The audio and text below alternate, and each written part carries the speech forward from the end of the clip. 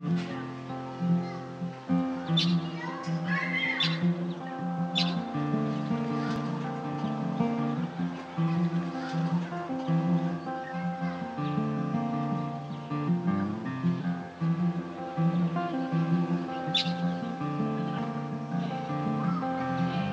les maladies infectieuses qui dominent très largement, dans lesquelles on retrouvera la malaria, on retrouvera les pathologies infectieuses respiratoires, ainsi que cutanées et digestives, qui sont liées essentiellement aux problèmes d'eau, aux problèmes d'hygiène, essentiellement.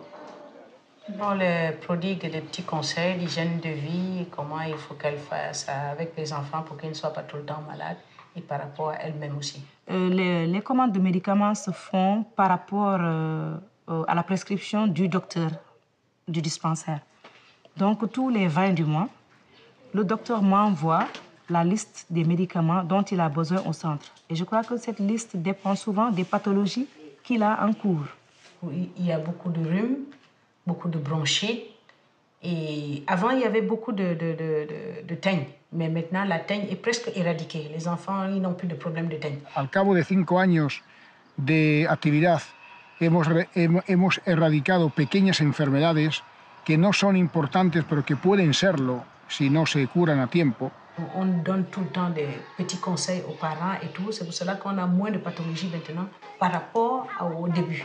Parce qu'au début, on avait des cas de diarrhée. On ne pouvait pas passer une semaine sans avoir au moins 10 cas de diarrhée. Une fois que cette commande arrive ici, donc vous voyez derrière, il est mis en stock. L'infirmière sur place, chaque semaine, envoie elle aussi une commande de médicaments que j'enregistre dans ce registre pour gérer le stock. Toujours dans le souci d'une bonne gestion et pour être dans les normes de notre budget prévisionnel.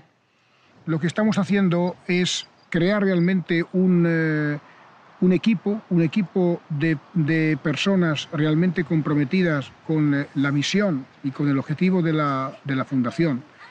Y eso es algo no tan fácil de conseguir siendo una fundación extranjera. Le seul moyen pour eux, c'est-à-dire ils disent on peut aller à pied et directement on est à la fondation. Ils savent qu'on est là tous les matins. Donc le matin, la femme qui a l'enfant qui est malade fait tout et tout pour amener l'enfant au dispensaire. Le changement, il est déjà manifeste parce que nous permettons aux parents de pouvoir soigner les enfants. Donc c'est un souci de moi. Parce que quand la fondation n'est pas là pendant les vacances, ils ont beaucoup de difficultés. Depuis que la fondation est ici en Guérin, ça a beaucoup changé. On a eu une nette amélioration. D'abord par la fréquentation des enfants. Il y a beaucoup de changements. Ici, si l'enfant est malade, on l'amène directement chez lui. Il n'y a pas beaucoup de problèmes avec la case. Depuis l'infirmier est ici, on n'a pas beaucoup de problèmes. Mais après que la fondation c'est venue, il y a un grand changement. Il y a un très, très grand changement. Quelques-uns qui tombent malades. Mais après, on les soigne rapidement. On les soigne rapidement, sans problème. Mais heureusement, avec le dispensaire, même si des élèves sont malades, c'est les parents qui les amènent le lendemain. Même s'ils ne doivent pas venir à l'école, les parents les amènent à l'infirmerie. Et si l'infirmière juge qu'elle peut faire cours, elle fait cours. Dans le cas contraire, elle demande aux parents de rentrer avec l'élève, avec les médicaments qu'elle aura déjà donnés à cet élève-là. Donc à ce point de vue, c'est très bénéfique, c'est très, très, très important. Ça permet déjà d'avoir une meilleure image de l'école déjà, parce qu'il y a des gens qui étaient très réticents à envoyer leurs enfants pour être scolarisés. Parce qu'ils sentent que les enfants sont en sécurité quand ils sont là. Il y a l'infirmière, il y a le médecin qui arrive 2 fois dans la semaine. C'est déjà une sécurité pour les parents. Il les aide vraiment bien. Ça, il ne l'oublie pas. Il dit s'il n'y avait pas eu ce genre de fondation, d'association, vraiment, il y a plusieurs cas qui devaient être, n'est-ce pas, regrettables. Les gens devaient peut-être vraiment perdre les enfants. Donc, c'est pour cela que vraiment la Fondation est beaucoup d'une grande aide pour la population de Nguering, de Somone et de Ngekor.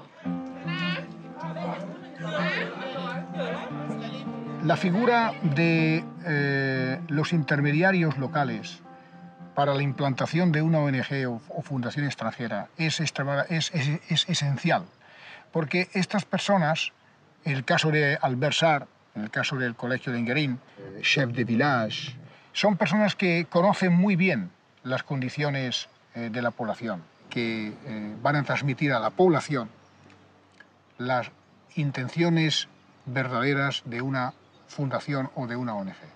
Et nous avons toujours eu les témoignages de ces personnalités et leur gratitude, parce qu'ils se sont rendus compte des bienfaits de cette fondation, de tout ce que nous faisons pour eux, pour leur famille, pour leurs enfants. Merci beaucoup sur votre décision d'aider le village de Nguering. Et Inch'Allah, Dieu pourra vous aider et on vous demande à Dieu de vous aider, de déterminer votre projet, Inch'Allah. Merci beaucoup. Además de las actividades relacionadas con el dispensario, la Fundación ha tomado, ha asumido el problema de determinadas personas sin recursos y que tenían algún problema, alguna enfermedad importante, grave, que habría seguramente desembocado en fatales conséquences. Les habitants, oui, il est arrivé plusieurs fois que la Fondation prenne en charge même des habitants, des adultes qui ont par exemple des traumatismes avec des fractures. C'est arrivé à plusieurs reprises que la Fondation fasse un effort et prenne en charge pour l'opération et le suivi. Nosotros no podemos ser insensibles ante estos casos y evidentemente tenemos un presupuesto que también tiene en cuenta esas intervenciones puntuales y que, bueno, pues salvan vidas o al menos resuelven en gran parte la vida de algunas personas. Nous avons eu beaucoup de cas sociaux que la Fondation a pris en charge.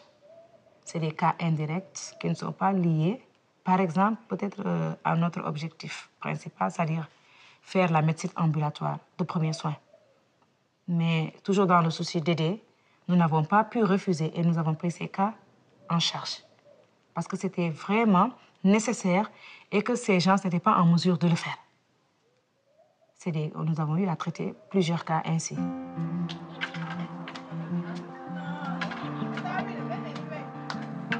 Este Esbuyacá es el primer caso de intervención de la Fundación, un caso grave por osteomielitis.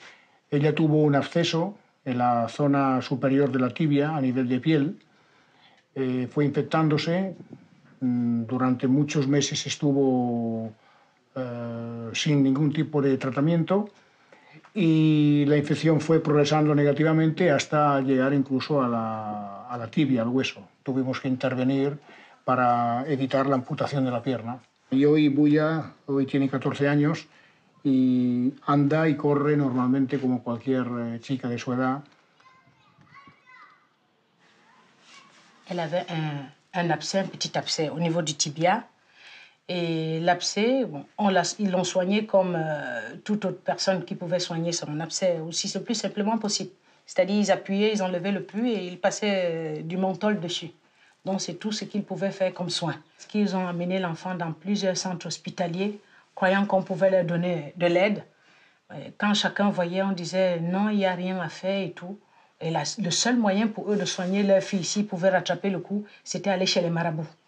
Donc on lui faisait des ablutions et on attachait des cordes comme on le fait en pays africains, partout sur les pieds, pour pouvoir, en fait, selon eux, pouvoir arrêter l'infection. Les médicaments des marabouts, ça ne pouvait pas. Il fallait automatiquement trouver une solution.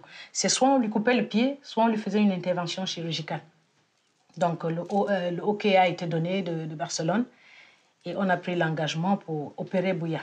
Mais depuis l'intervention de Buya, je me suis engagée pour l'envoyer à l'école Et en croyant que quand elle va avoir son certificat médical, elle pourra entrer dans une école d'aide-soignante afin de donner un coup de main aussi à sa propre famille. La famille de Bouya, ce n'est que... Ils ont dit Dieu merci quand la fondation est tombée sur Bouya et qu'on a pu le soigner. Ils n'arrêtent pas de remercier. Chaque jour qui passe, les parents prient pour que la fondation aille toujours de l'avant, pour qu'il n'y ait plus de deuxième cas comme Bouya. Donc la fondation a donné un coup de main et Bouya aujourd'hui, c'est une autre jeune fille. Donc tout l'espoir de sa famille se pose sur elle et la fondation lui tire un chapeau et la famille aussi dit un grand merci à la fondation.